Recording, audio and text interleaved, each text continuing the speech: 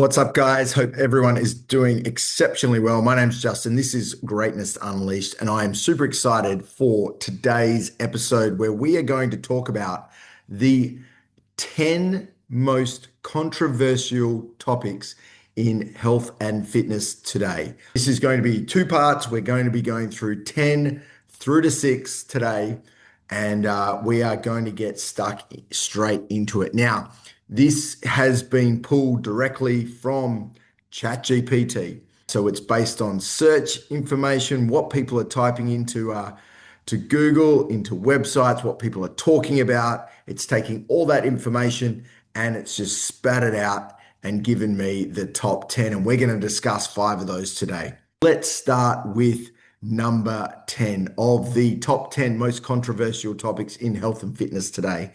And number 10 is wearables and biohacking. These wearables have become almost a staple when it comes to health and fitness and being active. I'm a Whoop wearer. I also wear MyZone when I am training. We utilize MyZone in our facility. So that is a wearable active heart rate monitor. It gives you live information as to how hard you're pushing there and then.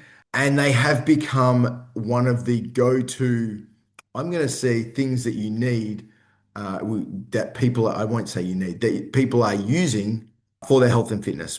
We're in a gadget age now, right? And Apple Watch is probably where they started. I've got to start my workout. Oh, that workout didn't happen. I didn't push start on my Apple Watch. All right, all those different things. And the question is, are they making people healthier? Or are they making people more anxious, obsessive, and are they disconnecting from how they actually feel because of the need to hit a certain goal or whatever it may be? And I'll talk about my experience with wearables for two reasons. Number one, a lot of people are using wearables to track calorie burned, and tracking calories burned is probably the number one mistake people are making when they are trying to create aesthetic changes. Okay, because your wearable has almost absolutely no idea as to how many calories you actually did burn. Okay, I've come out of workouts that have told me that I have burnt over 700 calories in 45 minutes. Okay, now if I went and added that 700 calories to my daily nutrition, I'd be a fat fucker. Let's just call it what it is, right? Because the information that is being provided, depending on the wearable and how it's tracked, is extremely inaccurate.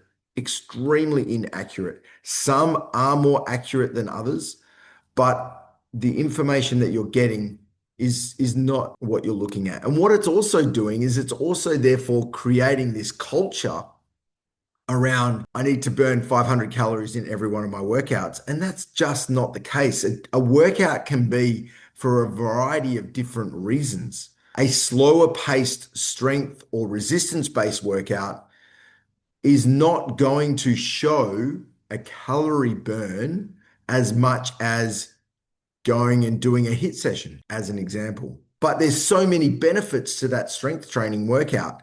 And are people avoiding them or not doing them because they're obsessed with what does my wearable say? And again, I'm going to talk about the culture of the industry. And this is where a lot of the group training franchises are really taking advantage of that situation, because that's what their model's all about, right? I start the Apple Watch. If I do a F45 workout, I burn 700 calories a workout, but and that's what I've got to do. Well, actually, no, it's not. That's just what F45 decided to tell you. And that's why you're doing a whole heap of exercises that probably have very little benefit. Probably shouldn't have said that as a fitness professional, but I just went there. That's one aspect of it, tracking sleep. I think this is important. People should be tracking sleep, especially if you are using the information to start to educate yourself around recovery and other lifestyle factors. That's probably one of the things I use my Whoop for the most is, from a recovery perspective, how is my body pulled up? And what I find really interesting is there are days where my Whoop will tell me that I have not recovered well, but I had a great sleep and I feel amazing. So what ends up happening, as much as my body hasn't recovered, I've slept well. I go and push hard on that day. And then the next day, my Whoop tells me and I feel like absolute shit. So, how much are we actually using the information to create healthy habits, influence our actions? And how much is it just information that we take on board, or, it's almost like, the must do have, oh, you don't have an Apple Watch. Oh, you're not cool. All right. Or whatever it may be. When it comes to wearables, again, take the information with a grain of salt and use it to educate yourself. That's probably what I feel is the most important thing. There are wearables though that, I use MyZone as an example, that can help create healthy habits. MyZone doesn't do anything but register your heart rate. But what it does do is it has gamified it. Okay, so creating, and we love status credits, we love tiers, we love achieving a certain level, but then we never want to let it go. We don't want to go backwards. Who wants to go backwards? Have you ever achieved platinum status with an airline because you had a year of travel, and all of a sudden you've got all these perks, but then the next year you don't travel and they all get taken away from you? Not the greatest feeling, right? It's like, oh shit, can't go to the lounge on this trip. Um, or whatever it may be. We hate losing status. Okay, and that's where wearables have really dialed into the way that we think. um, but from that perspective, they can also be great because MyZone sets a standard that you need to hit every month, and if you hit that standard, we know that you're achieving at least 3 medium to high intensity workouts every single week. And if you're hitting that 1300 MEPs, we know that you're getting in your workouts. Okay. So from that perspective, they can be very good in encouraging more movement. But like I said, take it with a grain of salt. All right. Number 9 on our most controversial topics, and I absolutely love this one: fitness influencer culture and ethics. This is a huge topic. A great friend of mine and fellow coach, Ella from Elite Fitness, recently spoke about this on her podcast. And it is quite simply that an fitness influencer is a content creator. They are not qualified, most of them are not qualified around what they are actually selling or doing. How can I put this? Imagine going to getting sick and seeking advice from someone that claims to be a doctor but is not. Would you run that risk? It's the whole like doctor, and we're so ingrained in this now. What's the first thing we do when we get sick? We go to Google. We don't even go to the professionals anymore. And Google will only pull information from a whole different range of sources and what's popular at the time. But fitness influencers, people that are using filters to make themselves look a certain way, AI technology, there's nothing authentic around 99% of influencers these days. Their content is there to capture your attention. That's it. The more they capture your attention, the more likely you are to purchase a product from them. And the product has not even been something that they have put together. All right. Often fitness influencers are just the marketing strategy for a behind the scenes company or someone else. There is a huge lack of regulation around it. There's so many unsafe practices. I'm so sick of seeing bullshit exercises on social media, which is just there to get likes and attention. And the other side of this, which has become even more and more prevalent, is the number of influencers that film their workouts in public gyms, think they own the space. Shout out to Joey Swoll for all he does in America. Now, I know that this is a lot of the content we see does come from America, but if it's not already here, it doesn't take long to filter into Australia. And that's one of the things that I'm really, really big on in our facility is the lack of cameras that are used, even as a facility owner that wants to showcase our community. Very rarely do I pull the camera out and take a wide group pan, because I know that our members don't necessarily want to be on camera. And so, this whole culture around fitness influencers is something that is very frustrating, but All we can do is for the professionals, for those that are qualified, and all we can do is continue to remain authentic because eventually they will get found out. So that's an important factor. All right, number 8. I really like this one. This is a really great topic to talk about. Gyms as social communities. I love this. More and more people value gyms for connection and mental health, not just physique. 100% I agree. However, it is only the case because of the way they feel from doing a workout. And obviously, doing that workout is going to benefit them in some way, shape, or form. Some exercise is better than no exercise. However, is it diluting training intensity? At the end of the day, in my opinion, I would say yes.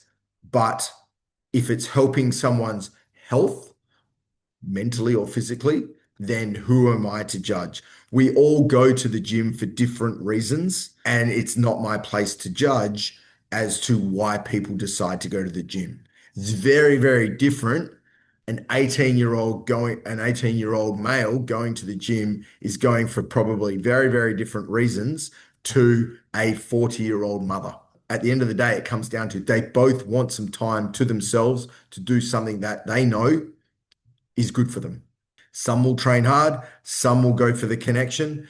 I know so many people that have made lifelong friends through the gym, and that is just an amazing byproduct. As a coach, I need to make sure, and our coaching team is very well aware of this, it's one of our values, everyone's on their own journey. And I think that that is super important. We're not here to create robots. We're here to make people feel and look their best. And everyone will click at a different time. Some people will start out at the gym, they're a bit afraid to go heavier on the weights, they're trying to find their place, but eventually they will get to a point and it will take over. All right, or something will click and they'll be like, right, now I feel comfortable, I'm ready to go. This has been something that has been one of the trends that people are looking more for that mental health than the physical. But I believe as a coach, my number one job is to get people the results that they are looking for. What those results are, like I said, varies for everyone. But I do believe social connection is so important. And the way that we are going, I don't believe that the fitness industry face to face will ever be replaced. Doesn't matter how good AI gets, doesn't matter how good autonomous robots get. The fitness industry from a face to face perspective will never die simply because we are tribal creatures. We do not like to be isolated. We saw what happened in COVID times. We do not like to be isolated. We love to connect with like-minded people. And for that reason, face-to-face fitness will continue to skyrocket. That's my view on social communities. And again, you want to create a place where people feel they belong.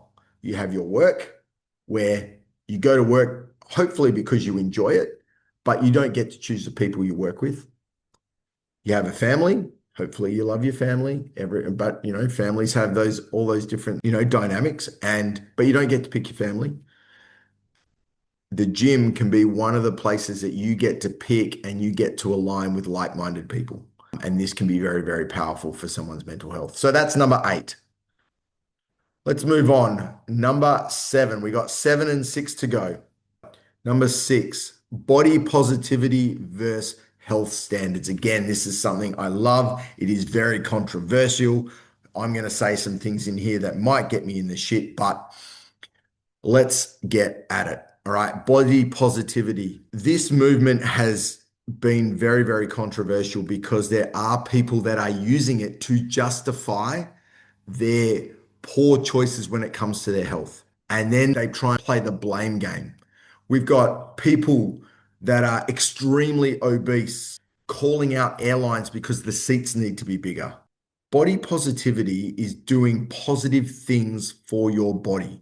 It is not, in my eyes, it is not about anything else. It doesn't matter what size or shape, etc. you are to a certain extent. As long as you can look me in the eye and say that you exercise regularly, you eat healthily, all right, and you have a body positive outlook on life. If you've got those 3 things, that is body positivity. That's doing positive things for your body. That to me is what body positivity is. Now, the reason why this has come up so much is because the fitness industry itself has been built on extremely unhealthy practices the opposite way. Again, we've got the body positivity movement over here. Obese, I am who I am. I love who I am, but I don't do anything healthy for my body. So there's nothing positive about it. And then we've got the complete opposite side where we've got a fitness industry that was built around being judged on aesthetics, extremely low body fat, resulting in extremely poor mental health, women losing their cycle, no longer ovulating, poor relationships with food, are all so that you could get on stage and be judged on how you look. And so here is why we have this such massive scale. And so we've got body positivity versus what we would call health standards. Now, what are health standards? I think at the end of the day, for me, a health standard is, am I moving on a regular basis? Am I giving my body what it needs to be its best? They're the two. Because where I see this going is you can, talk about body positivity all you want, but if what you are doing is leading you down the road of obesity, disease, and sadly, early death, then how is that positive? How can you say that that's positive? A lot of that comes around the need to change mindset, and there's something deeply rooted in people that they need to do some work on that to change that outlook. Again, not here judging the way people look, but as long as you are doing the positive things that we know are good for your body, then nobody's going to argue that point. And the reality is, if you're doing all those things, the rest of it will take care of itself. So that's my view on body positivity. And that, I suppose, leads to the next thing. Topic number 5 is the all-in versus the balanced lifestyle. The all-in, people push this all-in narrative, right? 75 hard, no sugar, 2 workouts a day, training every day, all the rest of it. Whereas the balanced lifestyle has been more about, in my eyes, understanding that fitness is part of what we do as humans. It's not everything that we do. And again, herein lies the issue on social media with your fitness influencers, okay? The ones that are just constantly in your face every single day. They promote the all in, all out because that's what they do, because that's their job and that's how they get paid. For the majority of us, fitness is not how we get paid. Fitness is not our job. Fitness is something we do, or, what I promote, a healthy lifestyle, is what we do in conjunction with our job, running a household, taking care of a family. It is part of the puzzle. It is not the entire puzzle. And so this is where the balanced lifestyle, I believe, is so very, very important, because all in only leads to all out. A great coach of mine once said, when people talk in absolutes, we know that they not going down the right track. Talking in absolutes is not a positive thing. So again, all in, all out, that's talking in absolutes. And what happens, and again, I'll draw on different experiences, and we do these as well, but we promote them differently. Fitness challenges, join our 8-week challenge. People go hard, hard, hard, hard, hard for 8 weeks. They lose 5 kilos. They've done everything right. Awesome. There's a prize at the end. What happens after that 8 weeks? They go for a celebration, which is generally to the pub. They knock back 5 or 6 drinks, eat a whole heap of crap food, and the 5 kilos they lost, bang. What's the point? What is the point? All right. And again, the fitness industry that was built on this aesthetic view, again, we see it. They diet down so hard to get on stage. And then you see them backstage once it's all done. And what are they doing? Smashing into donuts and pizzas and all that stuff. Where is the promotion of what an actual healthy lifestyle is? And here it is. This is where I'm going to put it. The fitness industry has lost its connection to reality and real people. There you go. I just said it. The fitness industry has lost its connection and authenticity with real everyday people. Balanced lifestyle, in my view, is the way to go. Now, balance doesn't mean it sits here all the time. Sometimes it peaks up. I'm doing high rocks later this year. it's going to start peaking up. I'm going to start to have to do more training. I'm going to have to start to dial in my diet a little bit more. Okay. Can it go to extreme levels? If I ever wanted it to, yes. But really, why do I want it to go there if it's going to impact negatively on another part of my life? No, it's not going to happen. Okay. So, yes, it's going to go up. Yes, it's going to come back down. But yes, I'm going to get back on the horse. All right. Um, and often, and here's an interesting one, when I say that if I have a cheat day, my cheat day is generally 90% of the population's good day, but that's my cheat day. So I think understanding what a balanced lifestyle looks like, and for me, it is the old 80-20 rule, making sure you're drinking enough water, eating as unprocessed and as clean as possible as you can, making sure you have time for social connection. And if that means that you do have that more higher processed meal, so be it. Moving every day, but making sure that you're getting in at least three actual training sessions a week. You don't need to train every single day. Making sure you're getting regular sleep. There you go. There's your balanced lifestyle. I think the reality for so many is what I just spoke about is so far removed from what their reality is that it is almost seen as all in where it's not. Okay. The idea of a balanced lifestyle has dropped significantly of what that standard is. And so maybe we need to start thinking about raising the standard just a little bit to where the status quo should be. But unfortunately, I believe it's gone the wrong way. So, guys, there it is. There is number 10. We actually went to five in the end. Actually, I did. We went to five. All right. So, what did we cover? We covered wearables and biohacking. We covered fitness influences and culture, gym as social connections, body positivity, and the all in versus the balanced lifestyle. That is part one, guys, of our top 10 most controversial topics in health and fitness today. Can't wait to give you part two. Stay tuned. Let's see how many feathers we can ruffle in the next episode. Bye for now.